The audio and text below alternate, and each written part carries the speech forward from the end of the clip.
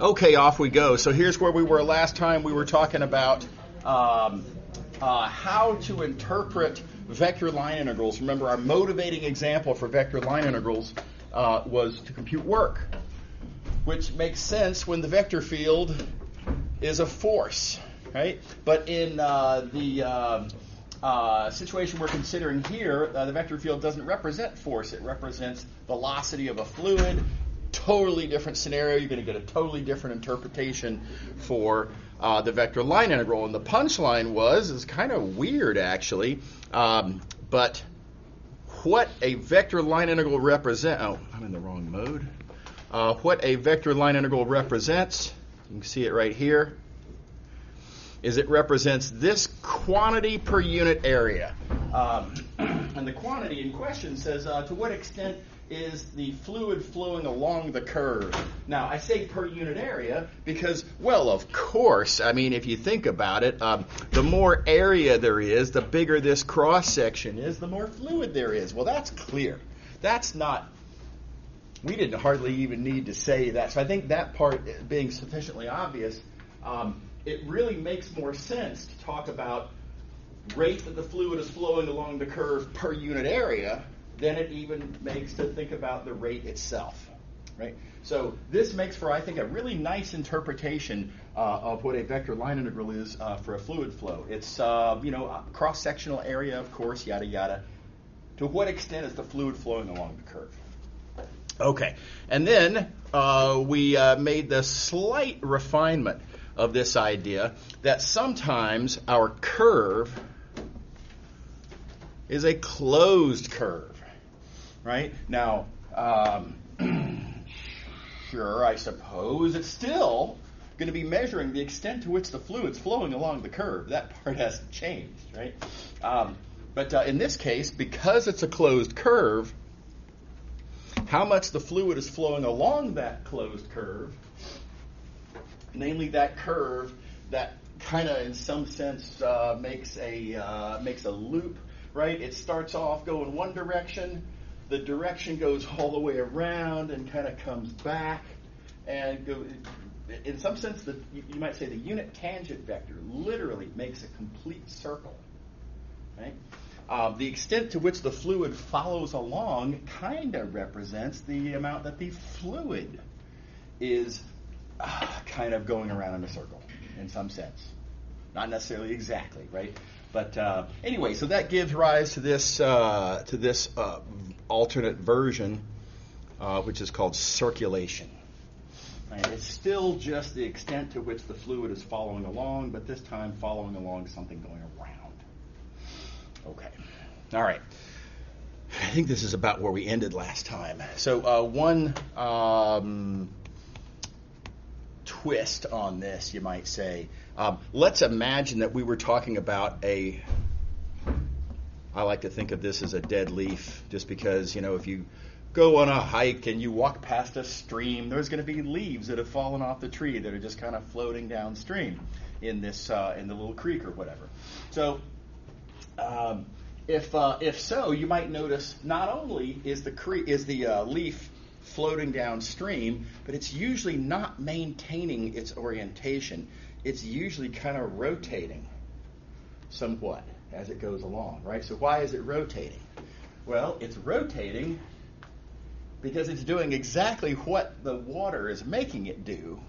The leaf is rotating because the water is rotating, because the water has some circulation in it, right? So that's the big idea.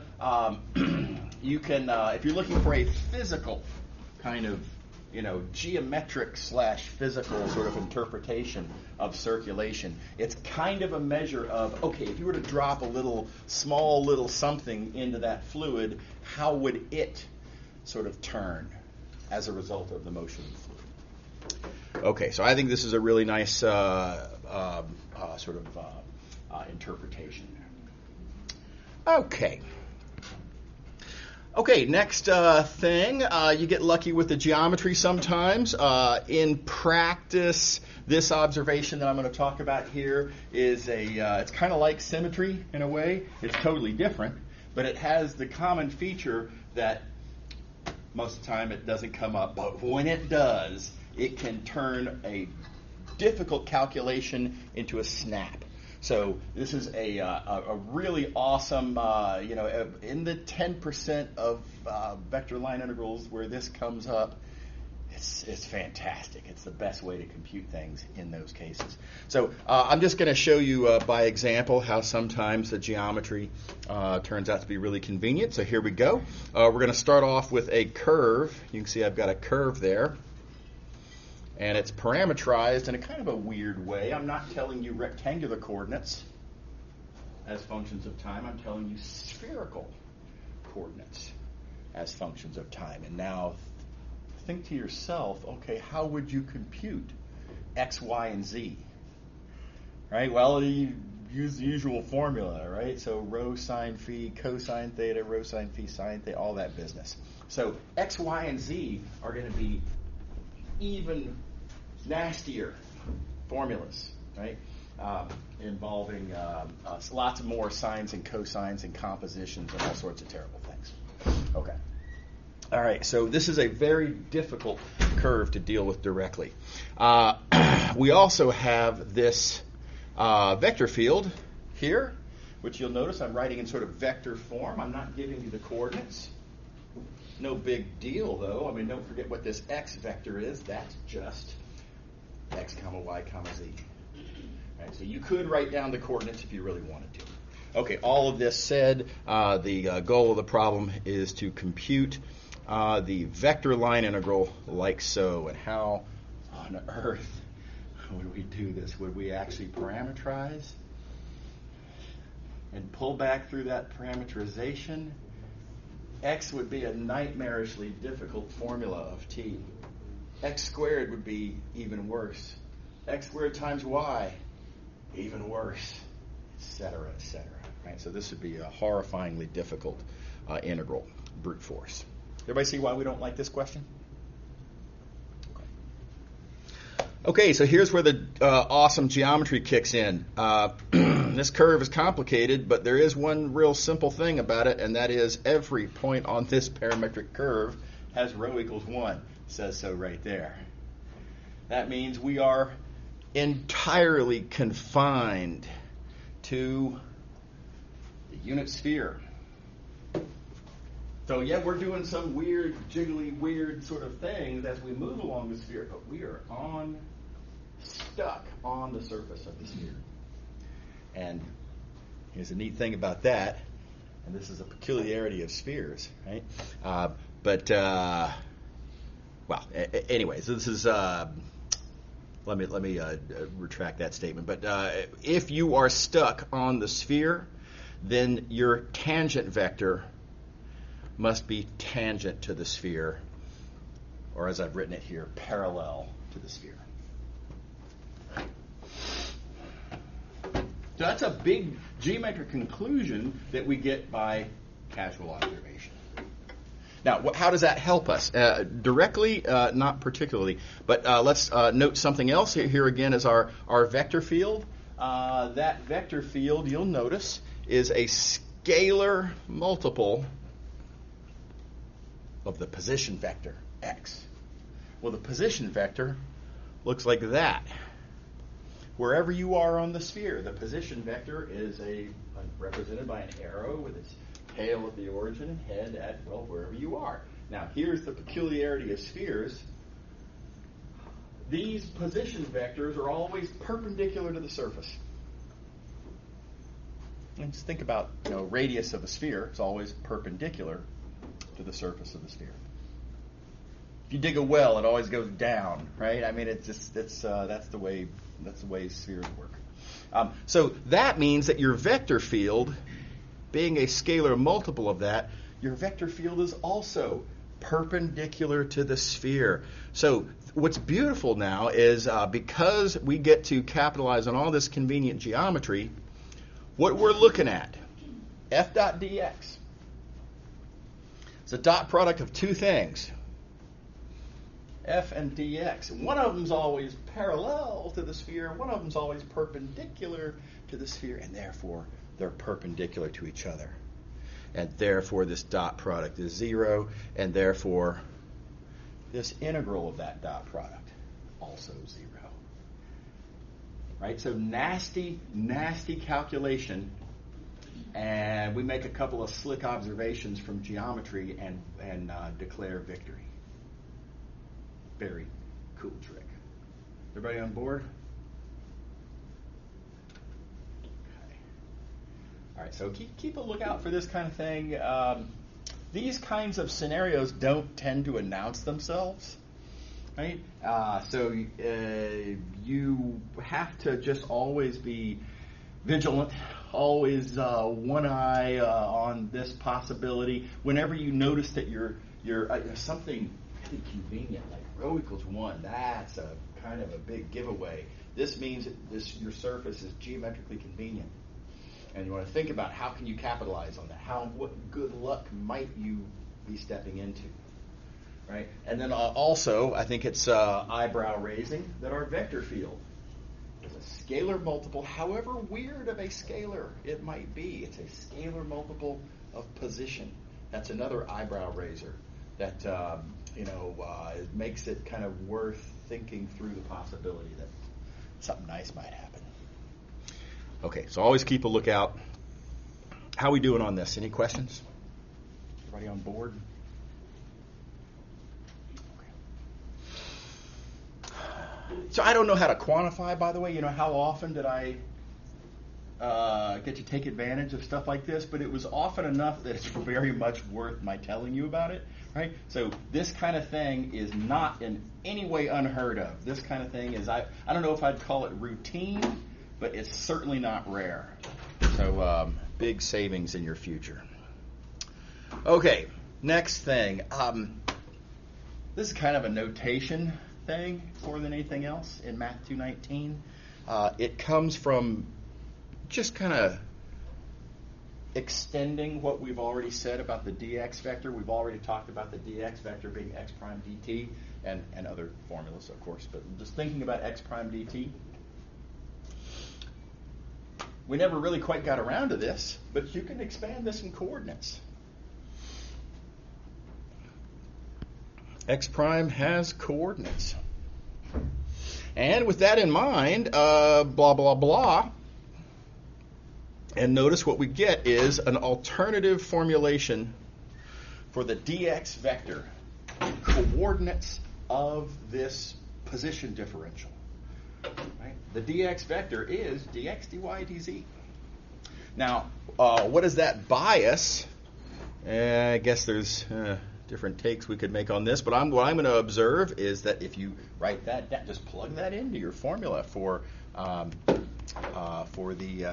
dx vector, and then the vector field that you're doing an integral of, that's going to have coordinates.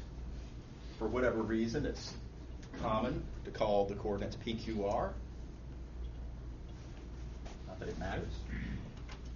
And what this means then is that our vector line integral that we had written like that, well, you can just expand out this dot product, and your vector line integral you can rewrite now like that. So we have an alternative notation for vector line integrals. And there's a lot of things to say about this. Let me start with the negative, because the negative aspects of this, I think, are pretty visible. Right? For one thing, look how clunky. Right? It's a lot more to write down. Takes up more space on the page. Takes longer to write it. Here's another thing. Looking back at our original notation, F is what I'm going to call natural to the question. It's either a force or a velocity of a fluid. It's something physically natural, probably, and because of why you wrote this integral down in the first place, right? dx is physically and geometrically natural. It represents displacement. How much did you move? Again, very natural to the question. What about this q right here? What is q? It's not that it doesn't have a meaning, right? Q is the second coordinate of the vector field that is your integrand, but by itself, it's not really natural to the question. Furthermore, Q, by itself only makes sense if you've picked a coordinate system. This vector notation over here makes perfect sense, no matter, even if you haven't decided what coordinate system you're going to use yet. Right? So this is clunky and unnatural. I think a pretty strong case can be made. Okay, so why am I wasting your time showing you a notation that I don't much care for in this context? And there's two reasons. First of all, there is another context. There is this thing called differential forms. It's in our book. So they talk about it to some extent anyway in Chapter 8. And it turns out differential forms are extremely powerful. We're not going to capitalize on any of that power in Math219, right? So I'm not going to be able to show you any of why differential forms are so powerful, but they still absolutely are. And if you want to know what does a differential one form, an integral of a differential one form, what does that look like? Well, it looks pretty much like this, right? So this notation is a way of kind of, I guess you might say, indirectly relating your vector line integral to some really powerful ideas. And if you do certain specific things with these differential forms, and you get some powerful results that you can't do really any other way. So it is a very cool thing in that sense. And because of all of the advantages in more advanced contexts that come with thinking about differential forms, this notation is also pretty popular. So you're going to see this notation. The slightly frustrating thing for me is that this coordinate line integral notation gets used very commonly in situations where they don't capitalize on the differential forms. Right? They just use it as a notation and then proceed to compute it in exactly the same way they would compute from this notation. So they make no profit from it, and yet still, despite no profit, choose the clunky, unnatural notation instead of the physically relatable, geometrically relatable, compact, and convenient notation. So I think it's a little overused, certainly in a course like Math219 and in context that I think y'all are likely to experience. I think it's overused, but it is a real thing, and whether I like it or not, you are going to see it.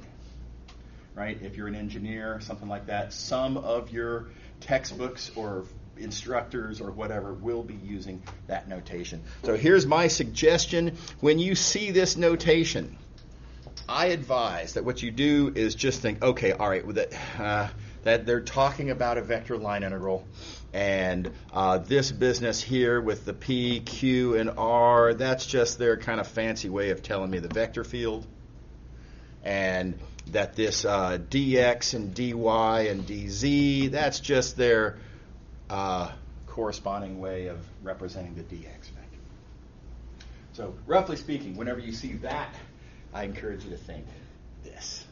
All right.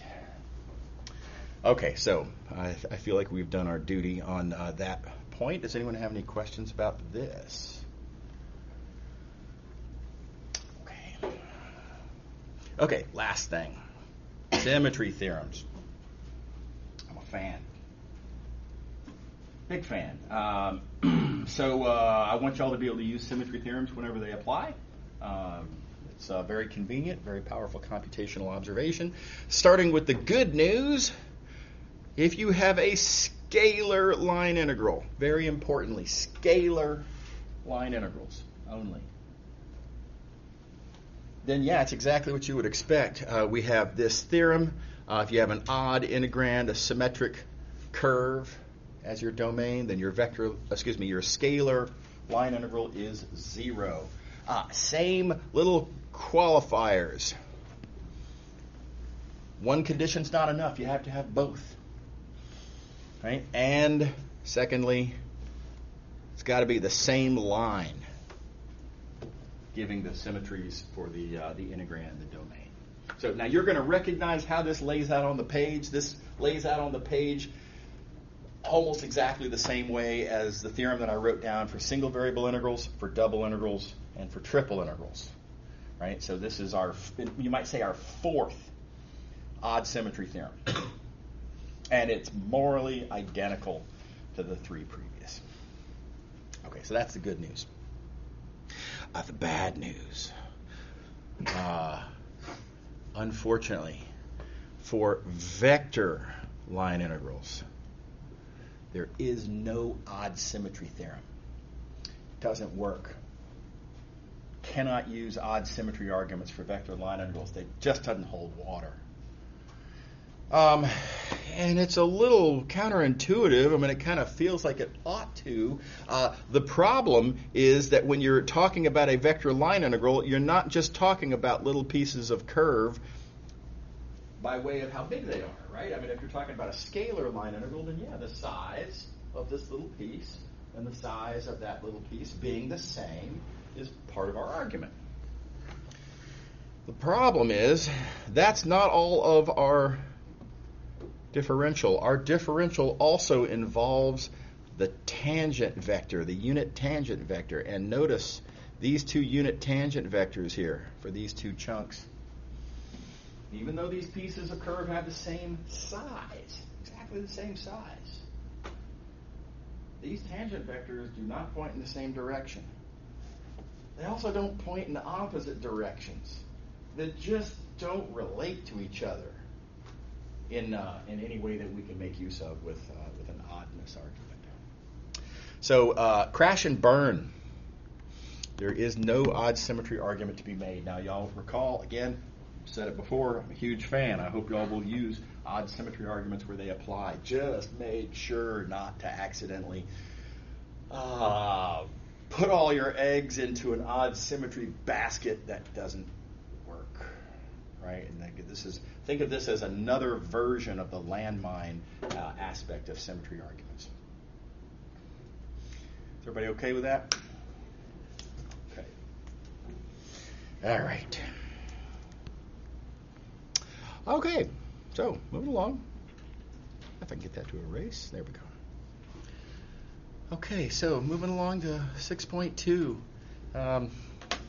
So this is the start of a long discussion.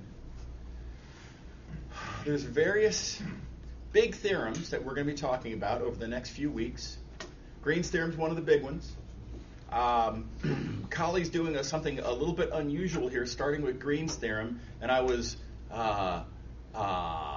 suspicious and cynical about this as a choice until I taught this course for the first time out of this book and came to the realization that's actually a great way to go about this. I am a convert to this idea of starting with Green's theorem. So we're going to be seeing various theorems that are all kind of the same.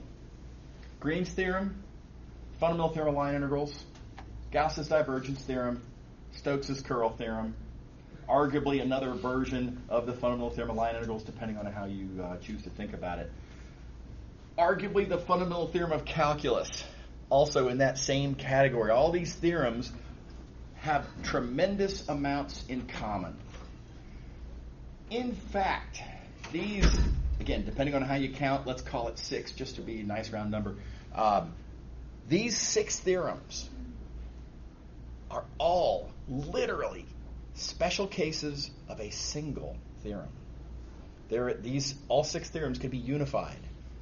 It's very sophisticated stuff to do. We're not going to be able to talk about that in this course. But just from the fact that these 6 theorems all really truly are special cases of one theorem, that's why they have so much in common, right? And I have found, not only in my own experience of learning this material, but in teaching this material to countless students over more years than I'd like to admit, presenting these theorems in a way that emphasizes their shared traits, I think is a great way to learn the ideas in these theorems. So now keep in mind, the punchline to this theorem is going to be an equation. Yeah, sure, we could just write down the equation, right? But if you're going to make practical use of these things, plugging into an equation doesn't help you much, right? That's something a computer can do, right? What you can do that a computer can't do is understand, roughly speaking, at least intuitively, why do these equations work? What are these things that they're talking about? How do they manifest in the physical world, right? That kind of understanding there. So I think the best way to get those pieces of understanding is, again, to present these in a certain conceptual kind of way. So that's what I'm going to be doing here. The downside is that there's a certain amount of setup that goes into this. So we're going to have to build up some background before we can write everything down.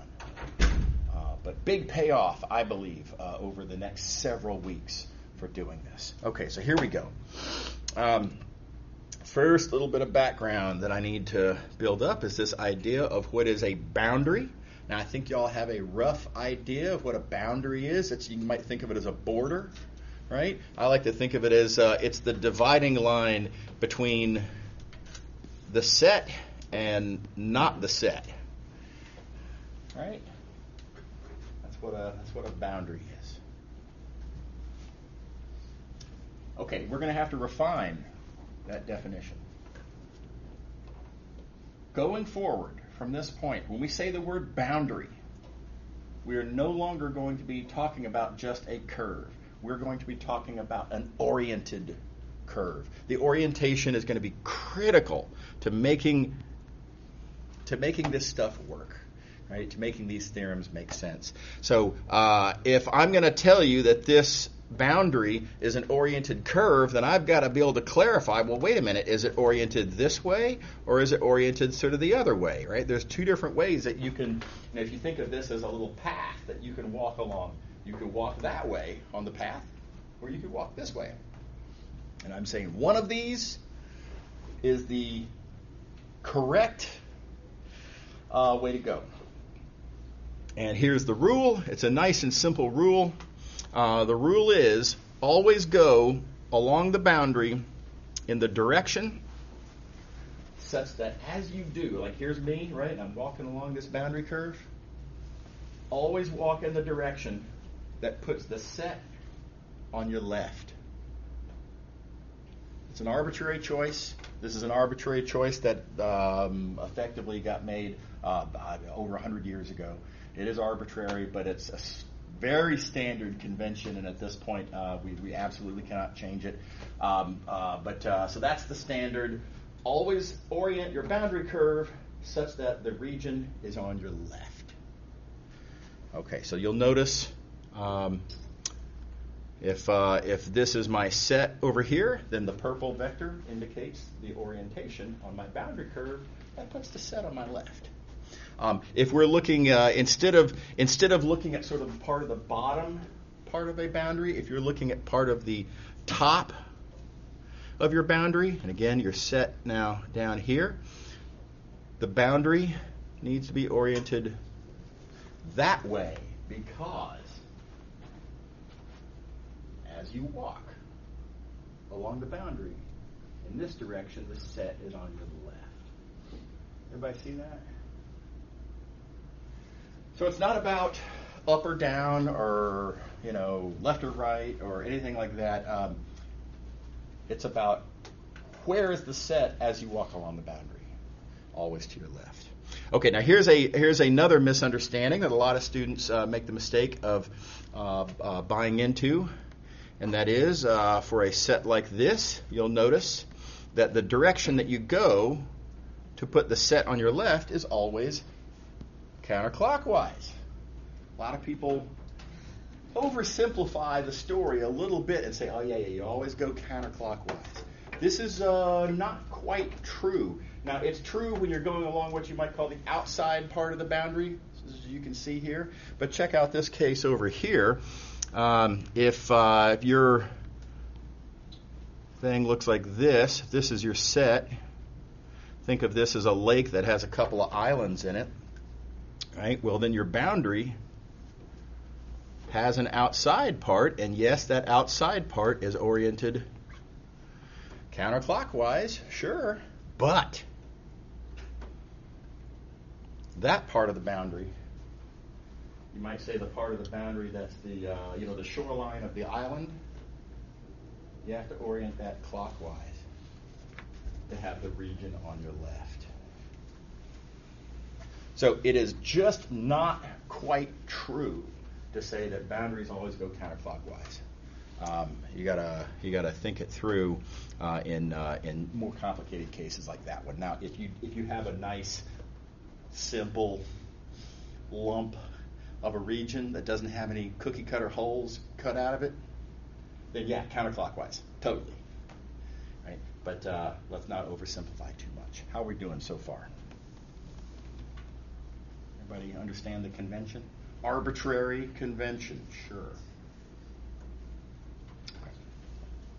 Okay. Okay, let's see here. Next thing, let's talk about accumulation. Y'all have heard me talk about accumulation a lot. Every integral that we've ever written down in this class or integral you've ever written down in any previous class, the quantity that you compute with the integral is an accumulating quantity. The terminology that I like for this idea. The whole is the sum of the parts. Right? And if the whole is the sum of the parts, then you can employ what I like to call the chop it up, add it up strategy, which is basically, you use a Riemann sum. Break it up into little pieces. On each little piece, it's easy to write down the answer to the question on that little piece, and then you just add up over all the pieces. Okay, so accumulating quantities. One of my favorite examples is mass, as y'all will recall. And so, for example, if I look at the amount of mass on this whole region, versus if I look at the amount of mass on the left piece and the amount of mass on the right piece, well, the whole is the sum of the parts. Right? When you chop something in half, you're not creating mass. Right. Okay. So the terminology I'm going to use here that we've just discussed about mass is that it accumulates over this region D. Accumulates in the sense that the whole is the sum of the parts when you chop up D. Is that everybody happy with that? Kind of familiar, right? We've talked about this kind of thing before. Now, a reasonable complaint might be, why are we talking about something that's so obvious? Of course, mass has this feature that the whole is the sum of the parts, right? Wouldn't it be nice if you could just create mass by chopping it, right? That would change everything, right? So perfectly obvious. Why are we stating the obvious? Because not every quantity of interest is an accumulating quantity. And my favorite counterexample, perimeter, does not accumulate over areas. Now let's think about what does this mean, accumulate over areas. The perimeter of the whole would be this, right? If I look at my entire area all at once, there's the perimeter. On the other hand, if I break it up into pieces, here's the perimeter of the left piece, here's the perimeter of the right piece. Is green equal to blue plus orange? Oh no, definitely not. Definitely not. In fact, you might literally say, when I sliced D into two pieces, I literally did create some more perimeter on the pieces. That isn't part of the perimeter of the whole. Right? So let's not take for granted too much this idea of accumulation. Not everything of interest has this property. And it's very valuable to note when something does have this property, because if something does have this accumulation feature, then you can compute it with integrals and life is good. Okay. Does everybody see this distinction? Okay. All right. So it turns out there's a really, really important accumulating quantity that we need to talk about, and that is boundary circulation. Right? This thing that we kind of defined last time and started our review today. Boundary circulation. This thing called boundary circulation, given a vector field, whatever the vector field might be, boundary circulation accumulates over areas. Now, it doesn't look like it does. For example, right, let's think about this region here. Again, big two-dimensional region. And let's think about what the boundary circulation of that whole region looks like. Well, here's kind of what you might call the first half, and then here's kind of the second half. If I were to compute the total boundary circulation for the whole, the boundary circulation is going to be the sum of these two vector line integrals that I have drawn here. Yeah? Whereas, if I were to ask, what is the boundary circulation of the left piece? Well, the left piece, its boundary looks like that. Right? Now keep in mind the rules, right? Orientation, real big deal in this material. The boundary, you always go in the appropriate direction on the boundary so that the region is on your left. Right? You always go in the direction so that the region is on your left. Right? So these are the two oriented curves on which you would compute the circulation around D1. And then for D2, it'd be like that. And now let's ask the question, do these add up? Is green plus blue equal to purple? And it looks like it's not going to work. It really looks like it's not going to work. Now, just real quick, you can see if I remove those inside pieces, this looks good, right? This looks like this, because all this purple line integral, you can see the green tracks the purple everywhere on the left side, and then the blue tracks the purple everywhere over here. This looks like it ought to work. And so when I take that off, it feels like, now this is the problem. Right? The problem is, just like with the perimeter example, I've created, by the process of slicing my area, I've created new line integral. It doesn't look like zero until you make the realization that, well, wait a minute, you're right, this is two line integrals, but it's two line integrals over the exact same line segment with exactly opposite orientations. Flashback to the previous section where we talked about when you go the exact opposite direction, you get a minus sign on the value of the line integral. So these are same curve, opposite orientations. These two terms are exact negatives of each other, and they cancel.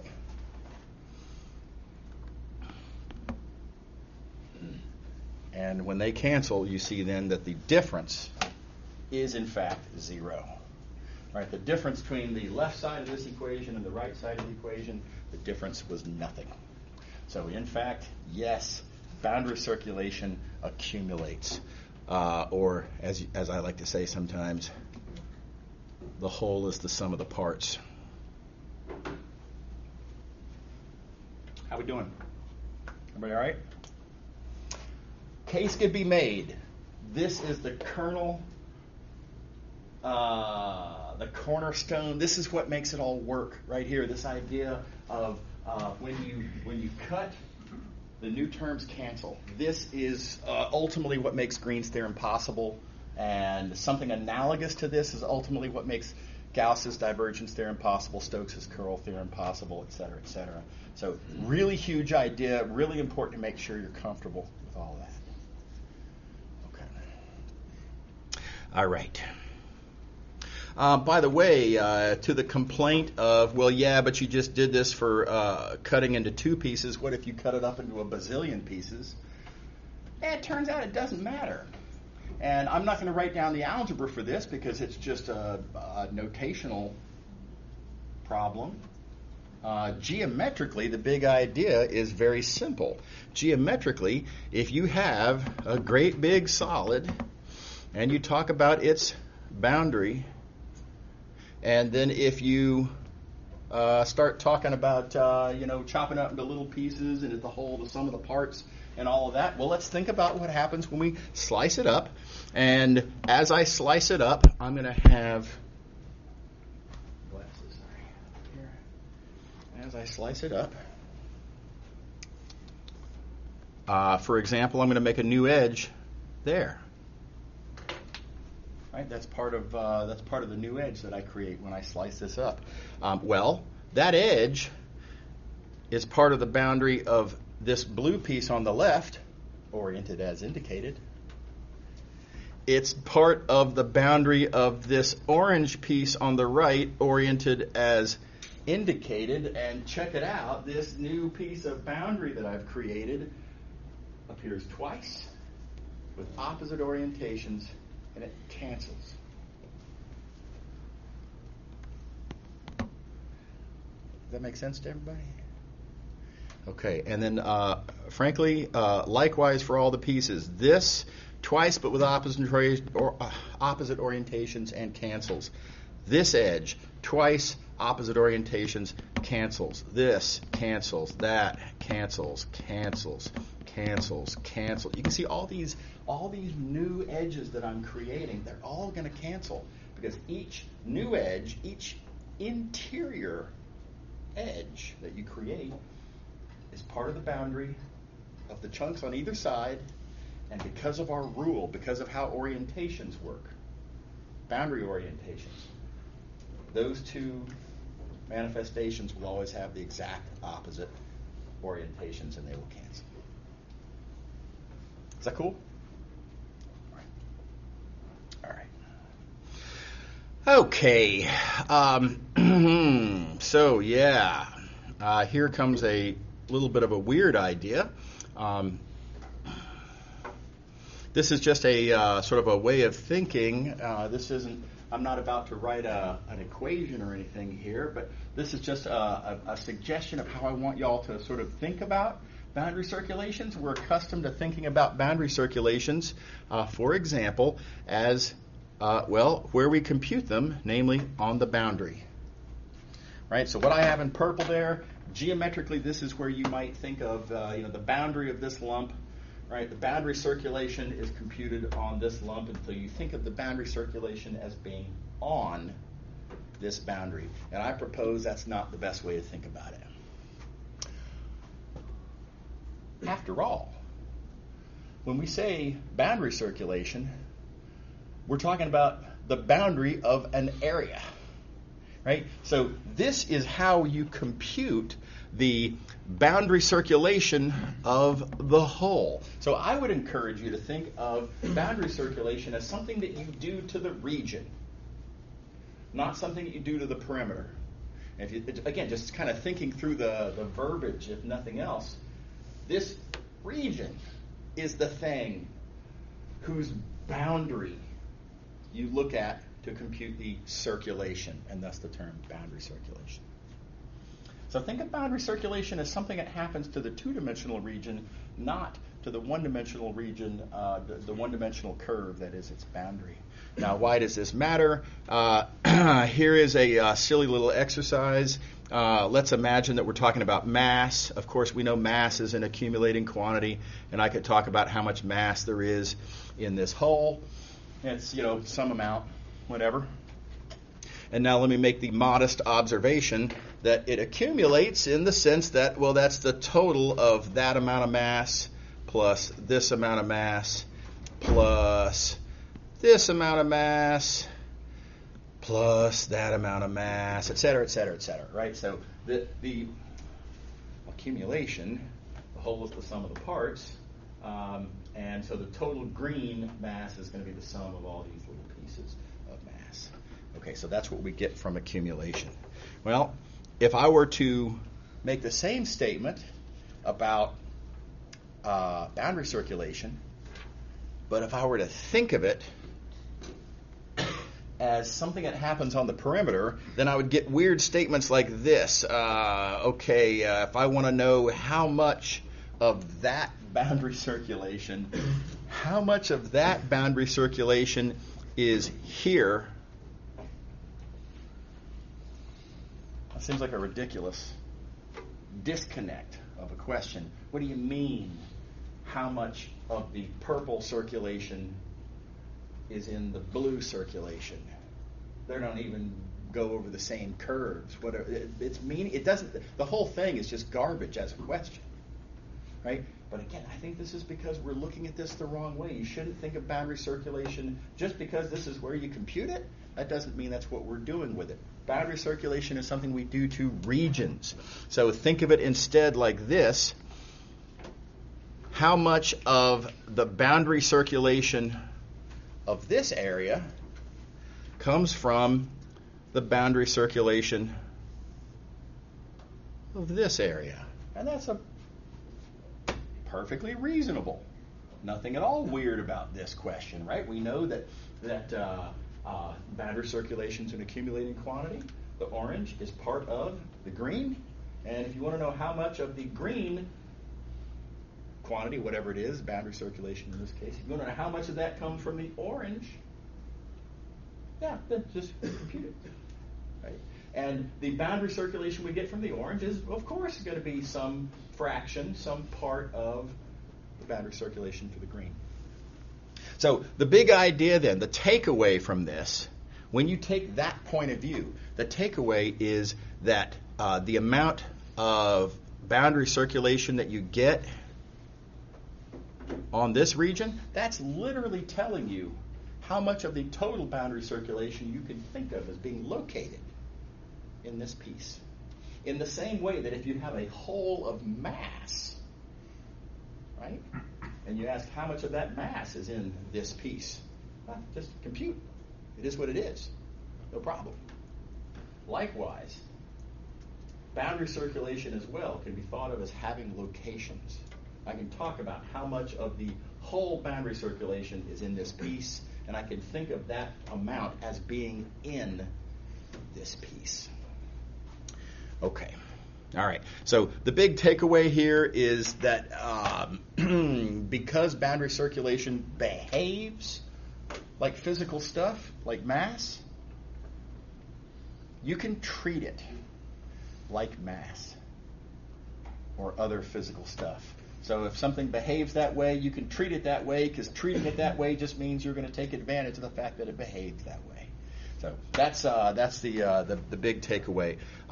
Boundary circulation has location in the interior, and boundary circulation can be thought of as a kind of a stuff. Okay, now let's see here. We are, you know what? We are kind of out of time, so we'll draw the line right here for today. Picking up here on Friday. Okay, see y'all later. If you came in after I did attendance, make sure that I get you marked as present.